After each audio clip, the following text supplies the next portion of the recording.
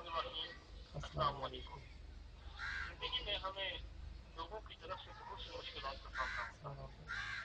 کسی نے کوئی سنگین مذاق کر دیا تو کوئی چٹی بات کہہ دیتا ہے، کہیں کوئی بڑی محفل میں دو آدمیوں میں جھگڑا ہو جاتا ہے، نکتہ ہائے نظر و احترام میں آغاز کر لیا جاتا تھا۔ ہم میں سے اکثر کی عادت ہے کہ بلا وجہ بات کا بتنگڑ بنا دیتے ہیں اور بات فراموش کرنے میں یا درگزر کرنے میں کسی طرح کا بعض اوقات تکبر کا شکار ہو کر دوسروں کو غلطی معاف کرنے سے انکار کر دیتے ہیں۔ بعض لوگ درگزر کے اصول پر عمل نہ کر کے اپنے آپ کو عذاب میں مبتلا کر دیتے ہیں۔ ان کا بنجر سینہ بوجھ اور کینے کی جس سے باز رہتا ہے، وہ اپنے قیمتی وقت کا بڑا حصہ کینے کی آگ میں بجھا دیتے ہیں۔ حسد کی بیماری میں وہ خوبی زبردستی پائی جاتی ہے کہ وہ سب سے پہلے حسد کرنے والے کو تباہ کر دیتے ہیں۔ اس لیے آپ کو اپنے آپ کو عذاب میں نہ ڈالیے۔ زندگی میں ایسے بہت سی باتیں پیش آتی ہیں کہ جن پر آپ معاہدہ نہیں کر سکتے، انتقام نہیں لے سکتے۔ آپ ان چھوٹی چھوٹی باتوں سے بالا تر ہو جائیے۔ ماضی کو بھول کر اپنا حال مستقبل کے زمانے کی طرف لانے کی کوشش کیجیے۔ نبی کریم صلی اللہ علیہ وسلم حواتے کی حیثیت سے مکہ میں داخل ہوئے اور سکون ہو کر دعا خانہ کعبہ میں گئے اور سواری پر بیٹھ کر اس کا طواف کیا۔ پھر عثمان بن طلحہ رضی اللہ تعالیٰ عنہ کو بلا بھیجا، وہ آئے تو ان سے کعبہ کی چابی لی، پھر کا قفل تالا کھولا اور اندر گئے۔ کعبہ کی دیواروں پر آپ کی فرشتوں اور بعض دیگر افراد کو ساختہ آپ نے ابراہیم علیہ السلام کو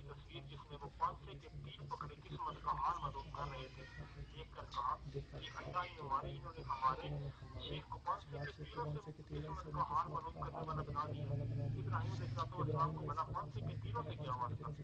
ابراہیم علیہ السلام نہ یہودی تھے نہ نصرانی، بلکہ وہ مسلمان حدیث ہیں جو مشرکین سے نہیں تھے۔ پھر رسول اللہ صلی اللہ علیہ وسلم نے ان کے حکم سے وہ تمام تصاویریں مٹا دی۔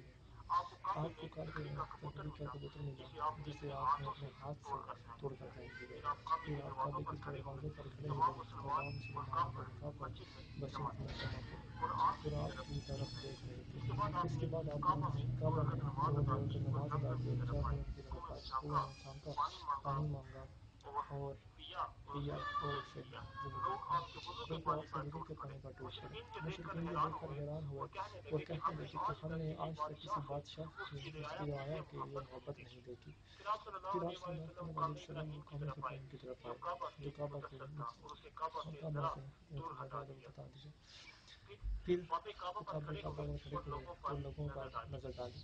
آپ نے کہنا شروع کیا، اللہ کے سوا کوئی معبود نہیں، وہ اکیلا ہے، اس کا کوئی شریک نہیں۔ اس نے اپنا وعدہ سچا کیا اور اپنے بندے کی مدد کی۔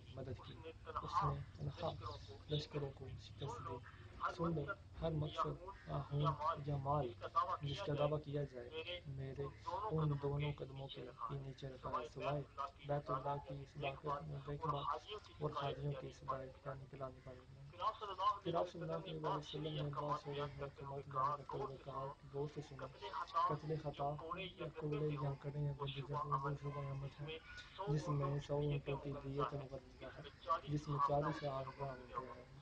آپ نے اس شعبے میں کئی اور باتیں بھی بتائیں۔ پھر آپ صلی اللہ علیہ وسلم نے ترجمان قریش کو مخاطب کر کے فرمایا، اے معاشر قریش، یہاں یہودیت کا فنون اور آباء کا تم سے دور کر دیا۔ لوگ آدم سے ہیں اور آدم مٹی سے تھے۔ پھر آپ نے ان کی آیت تلاوت فرمائی جس کا ترجمہ کچھ یوں ہے، اے لوگو، ہم نے تمہیں ایک امت اور ایک عورت سے پیدا کیا اور تمہیں قومیں اور قبائل بنایا تاکہ دوسرے کو پہچانو۔ اللہ کے نزدیک تم میں سب سے زیادہ عزت دار وہ ہے جو تم میں سب سے زیادہ متقی ہے۔ بشک اللہ ماننے والا نہایت بہادر ہے۔ رسول اللہ صلی اللہ علیہ وسلم کو باہر دیکھ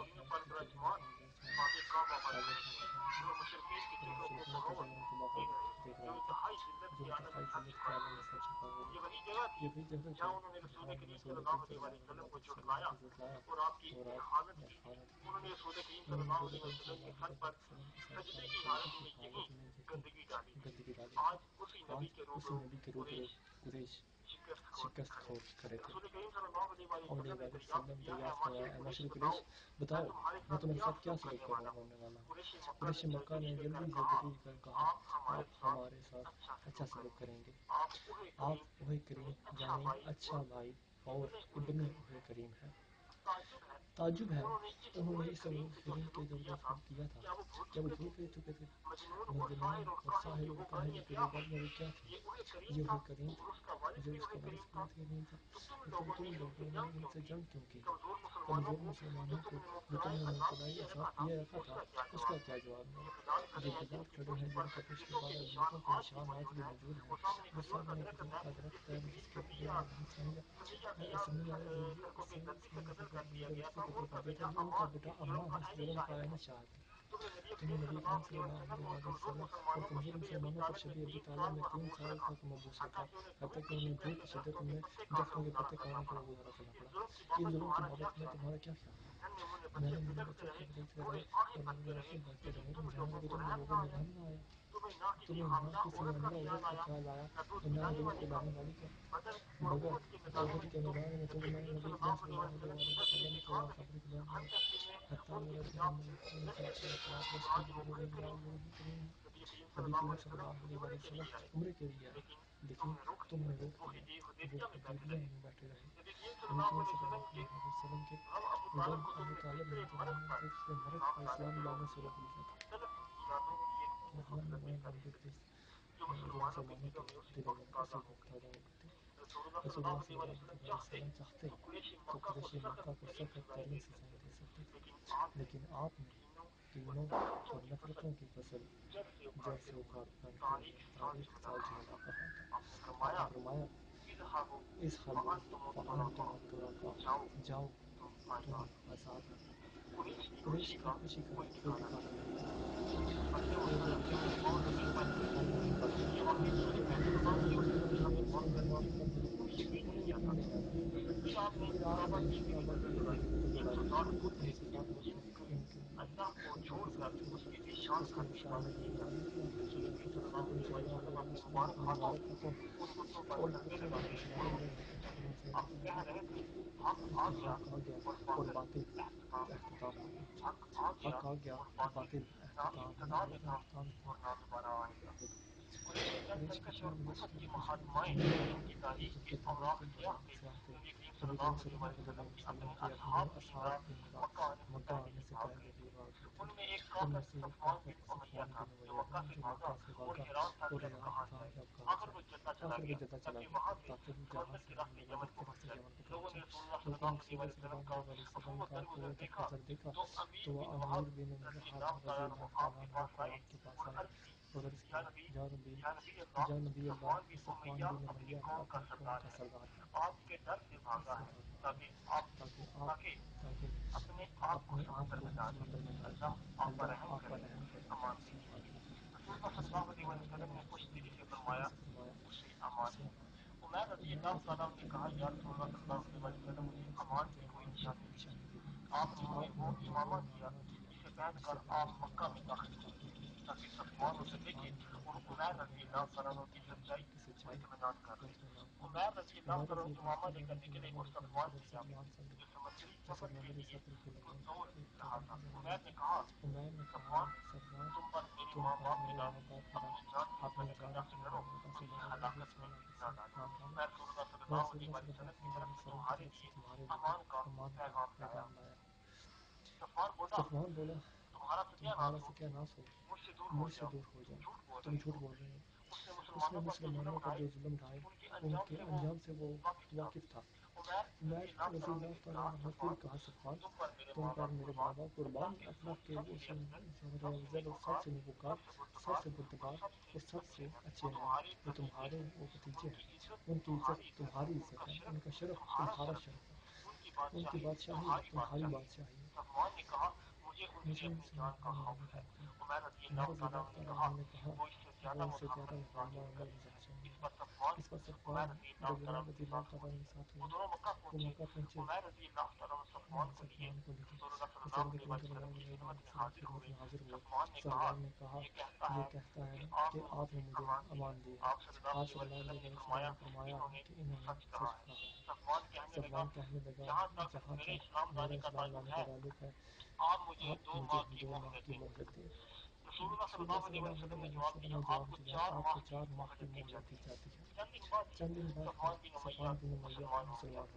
ماضی کی طرف یادیں بجا کر اپنے گناہوں کو معاف کر دینا کتنی اچھی بات ہے. بلا شبہ ایسی یادوں تک لانا عظیم افراد کا شیوا ہے, جو اپنے اہل خیالات کی بجرد اعتقاد دینے اور حسد جیسی پستیوں سے بالا رہتے ہیں. اپنی رومانس لیکن سے وقت کو اصل انتینے کی باتوں سے رابطہ کرنا کوئی ضروری نہیں ہے. مقدار میں نسل انسان کی کہانی کو کرنے کا کردار اہمیت اور سختی نہیں ہے. ہم لوگوں کو درجہ دینے کی ضرورت اس میں ہماری اہمیت نہیں ہے. حاضرہ نبی صلی اللہ علیہ وسلم کی ماں ہے. انہوں نے بتایا کہ آپ نے ہمیں ایک گھر میں بلایا اور یہاں نہیں آیا, اور جب آپ نے ان سے کہا, یہ بات ان بکریوں کا دودھ توڑنے سے پہلے اور ہر ایک کے ساتھ چڑھا. مقداد کہتے ہیں کہ میں رسول اللہ صلی اللہ علیہ وسلم کے اونٹوں کی تعقیب میں سیر کرتا تھا. مقداد رضی اللہ تعالیٰ نے کہا, شام میں یہ طویل دوڑیں پھر ٹوٹیں گے, وہاں میری سبزوں کی میری طرف سے بچا رہے. آپ موجود ہوتے تو پھر پی لیتے, موجود نہ ہوتے تو وہ لوگ آپ صلی اللہ علیہ وسلم سے کہیں سوال کرنے لگے ہوتے. آپ تشریف لاتے تو وہ دودھ آپ کو پیش کرتے. یہ ایک حصہ جب رسالت نظر کیا تو آپ کو وہاں بلا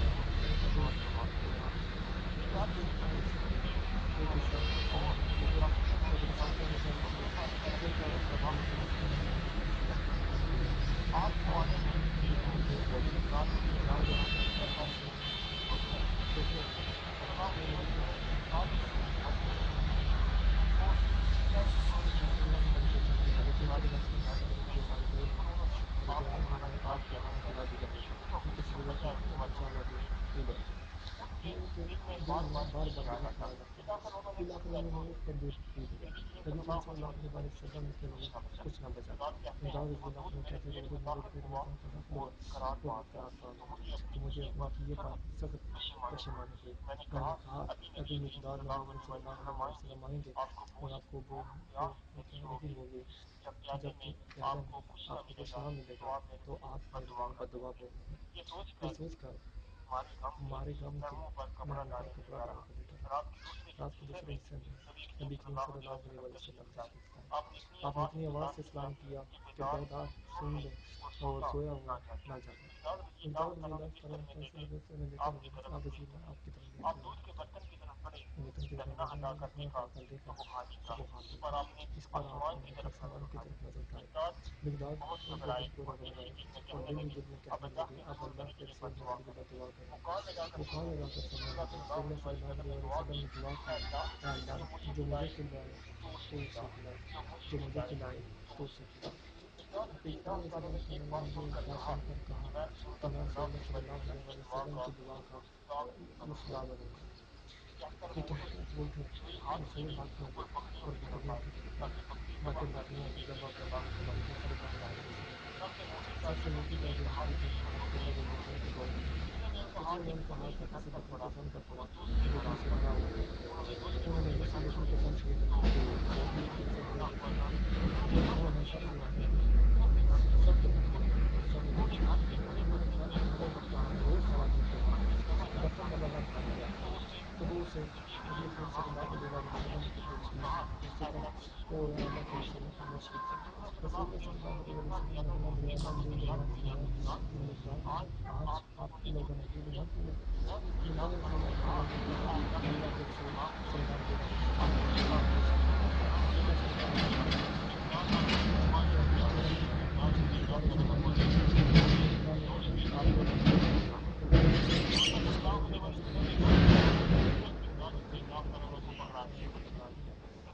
اللہ صلی اللہ علیہ وسلم نے دودھ پیا, برتن مقداد کو دے دیے.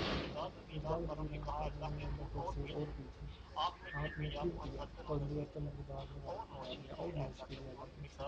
مقداد رضی اللہ تعالیٰ نے پھر کہا, مقداد رضی اللہ تعالیٰ نے فرمایا جب رسول اللہ صلی اللہ علیہ وسلم خود سے پوچھا کہ میں آپ کے لیے دعا کا مسلمان بن گیا تو میں مسکرا دیا اور میں زمین پر بیٹھ گیا۔ آپ نے کہا کہ کیا بات ہے؟